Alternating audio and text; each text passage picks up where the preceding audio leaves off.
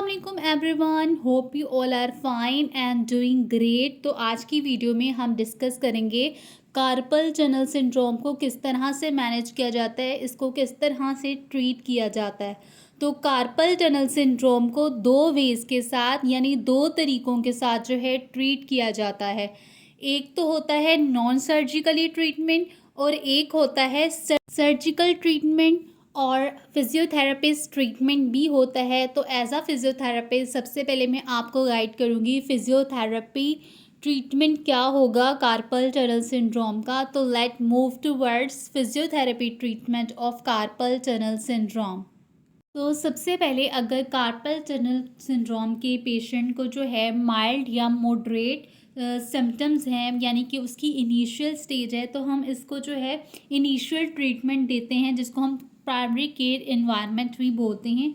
इसमें हम उसकी क्या करवाते हैं, एक्टिविटीज़ की मॉडिफिकेशन करवाते हैं और उसकी अर्गोनॉमिक्स की मॉडिफिकेशन करवाते हैं। यानी हम पेशेंट को गाइड करेंगे कि आपने जो है जितना हो सकता है रेस्ट करना है और अपनी जो है ना मूवमेंट को जो है ज़्यादा नहीं करना। ठीक है, ऐसी एक्टिविटी नहीं करनी कि जिसमें बहुत ज़्यादा मूवमेंट रिक्वायर्ड हो। और उसके बाद जो है हम फिर उसको मैनुअल थेरेपी टेक्निक्स जैसे कि मोबिलाइजेशन देते हैं, सॉफ्ट टिश्यू की, कार्पल बोन्स की, मीडियन नर्व की जो है उसको मोबिलाइजेशन देते हैं। फिर उसके बाद जो है मोडेलिटीज़ में हम उसकी अल्ट्रासाउंड थेरेपी करते हैं और उसके बाद जो है स्प्लिंटिंग करते हैं ताकि पेशेंट को काफ़ी रिलीव आ जाए अपने पेन से। उसके बाद जो है हम उसको जो है फिज़ियोथेरेपी मोडेलिटीज़ क्या लगाते हैं, एक तो हमने अल्ट्रासाउंड थेरेपी लगा दी, उसके बाद जो है हम उसको टेंस लगाएंगे। तो ये तो हो गया फिज़ियोथेरेपी ट्रीटमेंट अगर आपको इनिशियल स्टेज पे सिम्टम्स हैं। अब हम बात कर लेते हैं कि नॉन सर्जिकल ट्रीटमेंट और क्या हो सकते हैं।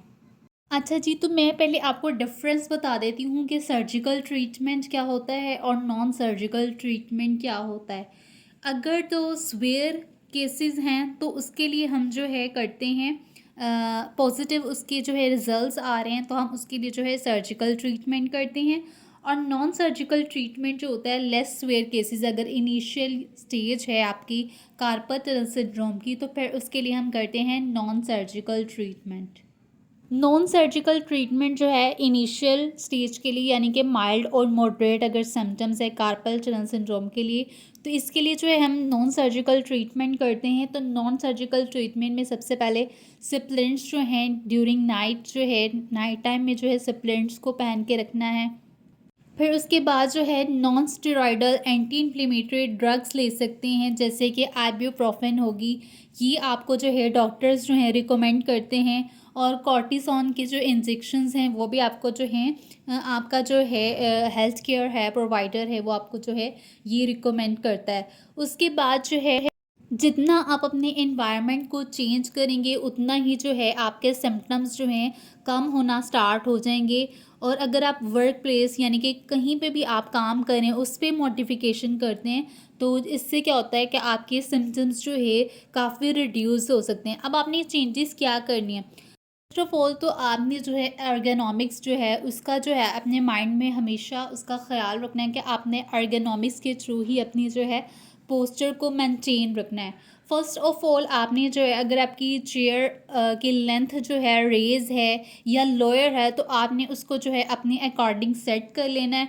और अगर आप कोई ऑफिस वर्कर हैं या बैंक वर्कर हैं जिसमें आपको कंप्यूटर से ज़्यादा काम है, कंप्यूटर पे ही आपका सारा काम है, तो आपने जो है कीबोर्ड को कम जो है मूव करना है और उसके बाद अपने हैंड और रिस्ट की पोजीशन जो है उसको चेंज करते रहना है। यही नहीं कि एक ही पोजीशन में आप जो है 4-5 घंटे लगातार एक ही हाथ को मूव कर रहे हैं, एक ही मूवमेंट्स के साथ आपने अपनी जो हैंड की मूवमेंट्स हैं उनको चेंज करना है, उनको रेस्ट देना है, फिर आपने जो है अपनी नेक्स्ट मूवमेंट करनी है काम के दौरान। और उसके बाद जो है सप्लीमेंट्स पहन के आपने जो है अपना काम करना है। इससे आपके जो सिम्टम्स हैं काफ़ी इनमें रिलीफ आएगा। और एक्सरसाइजेज जो आपको फिजियोथेरेपिस्ट आपका गाइड करेगा, आपने जो है वो अपनी क्या है एक्सरसाइज को प्रॉपर करना है। उसके बाद हम बात कर लेते हैं सर्जिकल ट्रीटमेंट की। सर्जिकल ट्रीटमेंट या सर्जिकल प्रोसीजर तब किया जाता है जब आपको जो है नॉन सर्जिकल ट्रीटमेंट से रिलीफ ना आ रहा हो, आपका केस जो है बहुत ही ज़्यादा सीवियर हो गया हो, तो उसके बाद जो है सर्जिकल प्रोसीजर किया जाता है। तो मेन गोल जो सर्जरी का क्या होता है कि टनल का साइज़ जो होता है इंक्रीज़ करना होता है, ताकि जो प्रेशर है नर्व के ऊपर जो प्रेशर आ रहा है, टेंडन के ऊपर जो प्रेशर आ रहा है और उस स्पेस से जो टेंडन्स और नर्व गुजर रहे हैं उनके ऊपर जो प्रेशर आ रहा है वो कम हो जाए। और उसके बाद जो होता है इसमें कट किया जाता है लिगामेंट को, ताकि जो है कवर किया जाए कार्पल टनल सिंड्रोम को, और उसकी जो बेस है ना, पाम की बेस है, उसको कवर किया जाए कार्पल टनल के साथ। और इसके बाद जो है इस लिगामेंट जिसको कट किया जाता है, इस लिगामेंट को कहते हैं ट्रांसवर्स कार्पल लिगामेंट। और इसके बाद जो है आपको लोकल एनेस्थीसिया दिया जाता है, ताकि जो पेन है, नंबिंग मेडिकेशंस है, वो आपको दी जाती है लोकल एनेस्थीसिया के थ्रू। और उसके बाद जो है ये आपकी सर्जरी जो है डन हो जाती है, जिसको इस प्रोसीजर को हम कहते हैं क्लोनोस्कोपी प्रोसीजर कहते हैं।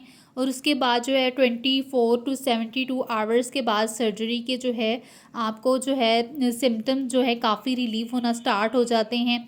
और उसके बाद जो है स्टिचेस रिमूव किए जाते हैं, 10 to 14 डेज़ के बाद जो है स्टिचेस आपके जो है रिमूव कर दिए जाते हैं। फिर उसके बाद जो है ना आपने एवरीडे एक्टिविटीज़ करनी है, मतलब कि स्टार्ट में आपने जो है एक्सरसाइज प्रोग्राम स्टार्ट करना है, आपने माइल्ड से जो है एक्सरसाइज करनी है। फिर आहिस्ता आहिस्ता आपने फिजियोथेरेपिस्ट के पास जाएंगे और आपने अपनी एक्सरसाइजेस को कंटिन्यू रखना है। ये थी आज की वीडियो। आई होप कि आपको आज की वीडियो बहुत इन्फॉर्मेटिव लगी होगी। मज़ीद हेल्थ रिलेटेड इन्फॉर्मेटिव वीडियोज़ के लिए मेरे चैनल को सब्सक्राइब करें। मिलते हैं नेक्स्ट वीडियो में, तब तक के लिए अल्लाह हाफ़िज़।